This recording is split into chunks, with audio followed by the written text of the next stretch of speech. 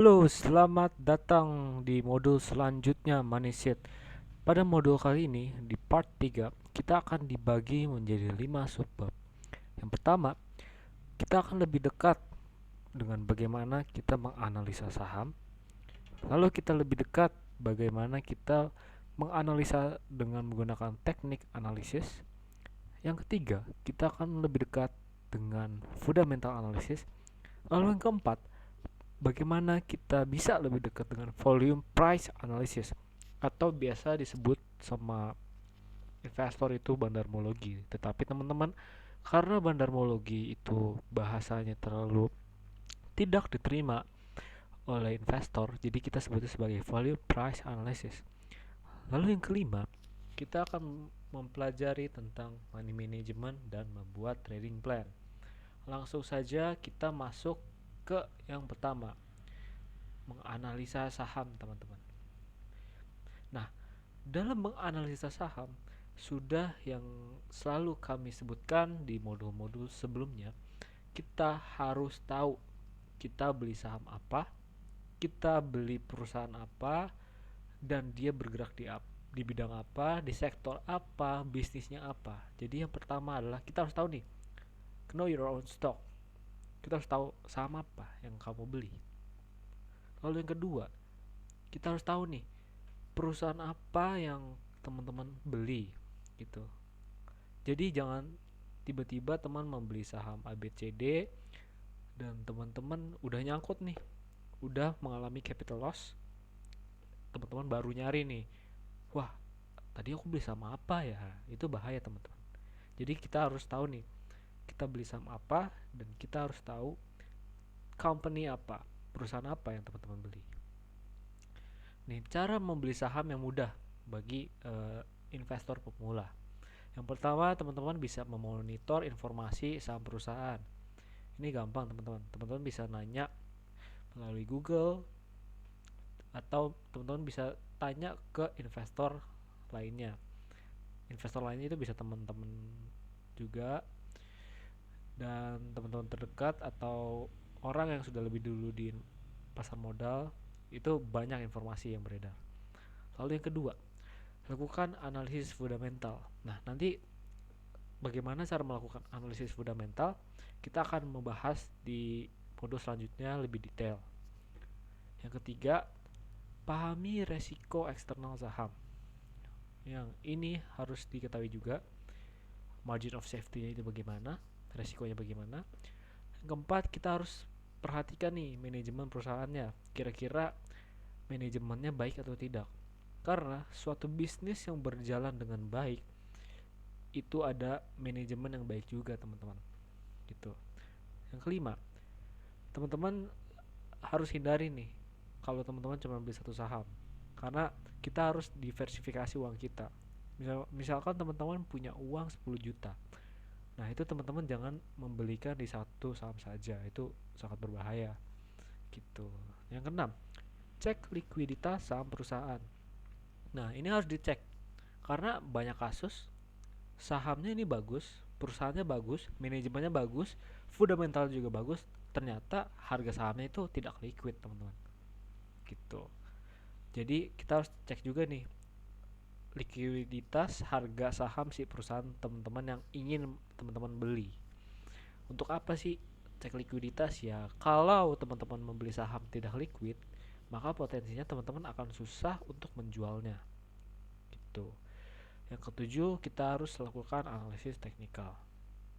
Ya, ini ada risiko investasi yang teman-teman bisa baca. Ada capital loss, risiko likuidasi. Oke, ini ada catatan kaki ya. Hmm, Nah, kita langsung saja ke bagian melakukan analisa top to down. Dalam melakukan analisa top to down, ini kita harus melihat dari paling atas dulu baru ke bawah. Yang pertama adalah analisa makro, kedua ada analisa sektoral, yang ketiga ada analisa mikro. Nah, analisis makro itu seperti apa? Nah, analisis makro ini kita lebih melihat ke global, ke dunia. Ini contoh ya teman-teman. Ada biasanya ada kebijakan The Fed, Bank Sentral, Bank Indonesia, Presiden, dan lain-lain. Caranya adalah teman-teman bisa membaca pergerakan isu global, isu nasional, lalu meresearch dan mengkaji ulang tentang kebijakan yang mereka yang ngaruh ke perusahaan di dalam negeri itu apa. Ini contohnya yang terjadi di tahun 2020. Presiden Joe Biden menyiapkan stimulus ekonomi sebesar 1,9 triliun US dollar. Nah, ini disebut sebagai QE, meningkatkan jumlah uang yang beredar dengan membeli aset dengan cadangan bank yang baru dibuat untuk menyediakan lebih banyak likuiditas kepada bank. Nah, QE ini membuat aset mata uang dolar menurun sehingga dolar terdepresiasi dan rupiah terapresiasi. Nah, pada saat itu kita melihat ada QE atau quantitative easing yang di mana dolar berpotensi mengalami penurunan. Nah, kalau misalkan dolar penurunan, kita bisa melihat nih nantinya ketika dolar turun, perusahaan apa yang berdampak gitu. Karena ada saham yang hutangnya dalam bentuk dolar.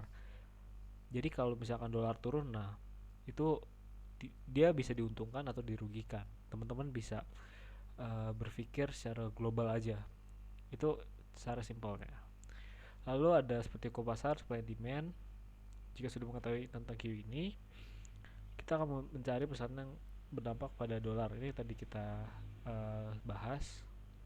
Lalu nah, kesimpulannya, cari perusahaan yang memiliki cadangan nikel, timah terbesar dan growth perusahaan terbaik untuk memproduksi baterai Tesla. Ini pada saat itu ya, pada saat tahun 2020 di mana ada kabar rumor berita kalau Elon Musk ini mau bangun pabrik baterai di Indonesia. Ini contoh saja teman-teman.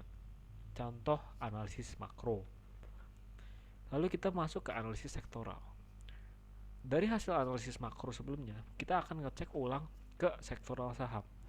Karena satu kondisi dan perubahan makro itu sangat berdampak ke sektoral suatu saham. Caranya gimana? Kita ngelis semua sektoral yang ada di bursa efek. Kan kita sudah mempelajari nih teman-teman, di modul sebelumnya ada 12 sektor saham. Nah, itu kita list semua. Nanti kita pilih nih sektor apa yang sangat berdampak terhadap sektor makro. Gampang kan teman-teman? Misalnya analisis makronya misalnya global atau di dunia situ sudah mendistribusi vaksin. Nah, terus yang berdampak ke analisis sektoral ini perusahaan apa, sektor apa. Jadi teman-teman bisa memilahnya dari 12 sektor tersebut. Gitu, teman-teman. Lalu ada analisis mikro. Setelah tahu sektor mana yang paling diuntungkan, kita bisa pilih nih perusahaan yang kita kenal dan teman-teman suka. Jadi kita harus pilih dengan alasan yang bagus dan pilih salah satu yang paling bagus. Misalnya di sektor retail ada saham Matahari, ada saham S Hardware, ada saham Mitra Adi Perkasa. Nah, itu kan satu sektoral ya, teman-teman. Nah, teman-teman pilih nih dari ketiga sektor tersebut, dari ketiga perusahaan tersebut, perusahaan mana yang paling bagus dan paling teman-teman suka. Gitu. Jadi jangan teman-teman pilih semuanya nih. Jadi teman-teman cek lagi perusahaan mana nih yang paling bagus di antara semuanya. Lalu kita lihat manajemen perusahaannya, hitung cash flow dan cek laporan keuangannya sehat atau buruk. Hitung future value dan growth perusahaan dan hitung valuasinya. Gitu. Fungsi analisa saham. Jadi fungsinya yang pertama, analisa fundamental digunakan untuk memilih saham yang bagus. Analisa teknikal digunakan untuk menentukan harga yang tepat untuk membeli saham yang bagus tadi nih, yang kita sudah melalui analisa fundamental. Yang ketiga ada psikologis manajemen yang digunakan untuk mengelola keuangan kita. Biar apa? Biar uang kita terjaga dengan baik resikonya. Lalu yang keempat ada money management. Digunakan untuk membeli saham sesuai kemampuan modal. Ini yang sudah kami sebutkan Kalau misalkan teman-teman mempunyai uang 10 juta, jangan teman-teman belikan semua di satu saham. Teman-teman harus beli untuk diversifikasi ke beberapa sektor saham. Gitu. Oke, pada modul selanjutnya kita akan membahas tentang technical analysis. Jadi terima kasih, sampai jumpa di modul selanjutnya teman-teman.